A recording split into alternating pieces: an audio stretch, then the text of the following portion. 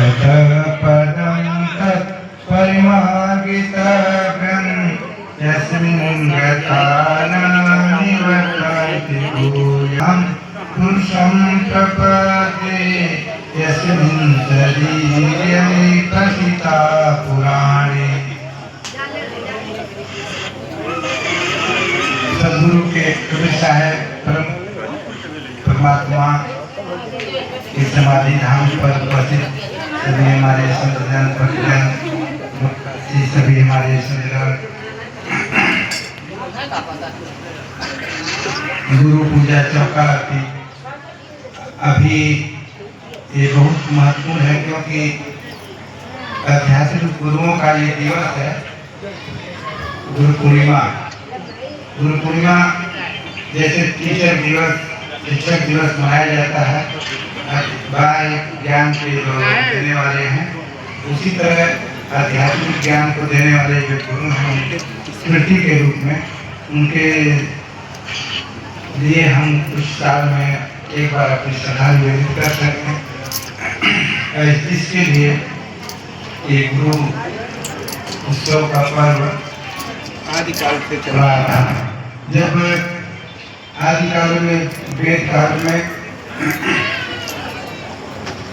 नैमिषारण्य जो लखनऊ के पास है, बीच का पृथ्वी का मध्य माना जाता है वहाँ पर, और 64 तीर्थ वहाँ पर सब उपस्थित हैं, और सूर्य का चक्र वहाँ पर गिरा था, बहुत महत्वपूर्ण जगह है।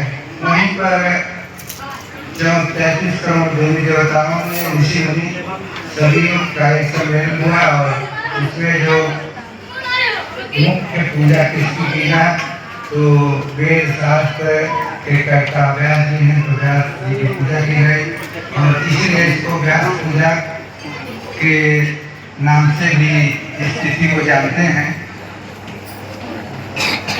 व्यास पूजा का मतलब कि आध्यात्मिक ज्ञान को देने वाला जो साहित्य लिखने में गुरु हैं उनका भी, और जो गुरु प्रदान करने वाले हैं उनका भी ये दिवस है।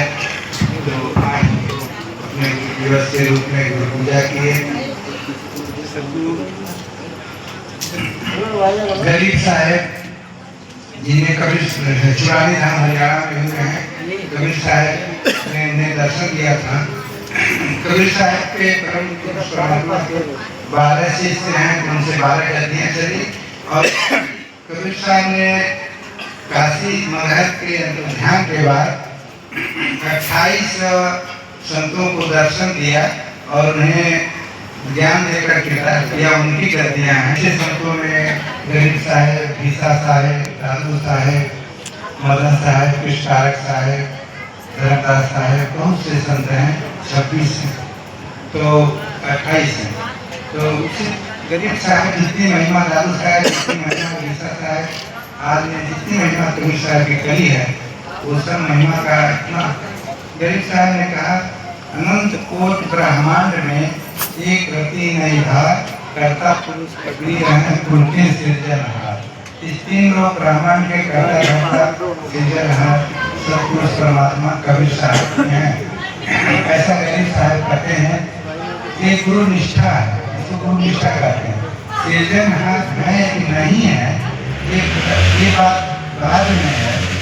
शिष्य अपने गुरु को ऐसा निष्ठा करता है कि वो सर्वश्रेष्ठ महान है, परमात्मा से भी बड़े हैं। तो आज जो पूर्णिमा का जो कार्य छपा था यहाँ पर, जो देखे होंगे, जो पढ़े होंगे, उसमें लिखा है कि पहला ही लाइन कि गुरु निष्ठा, निष्ठा ही पहुँचाती है। गुरु में निष्ठा ही अहंकार को दूर करती है, और जब अहंकार मिट जाता है तो परम ज्ञान का प्रकाश होता हो जाता है। गुरु निष्ठा एक अलग विषय है। गुरु कैसे हैं, क्या हैं, इस पर ध्यान देकर गुरु में निष्ठा कर लेगा शिष्य, तो गुरु से ज्ञान प्राप्त हो जाएगा। उन्हीं के जो वचन हैं, सभी शास्त्र, सभी पुराण, उपनिषद ग्रंथों में सैकड़ों उदाहरण हैं कि शिष्य ने निष्ठा किया, वहीं से उसे उपलब्धि मिल गई निष्ठा से। तो निष्ठा ही परम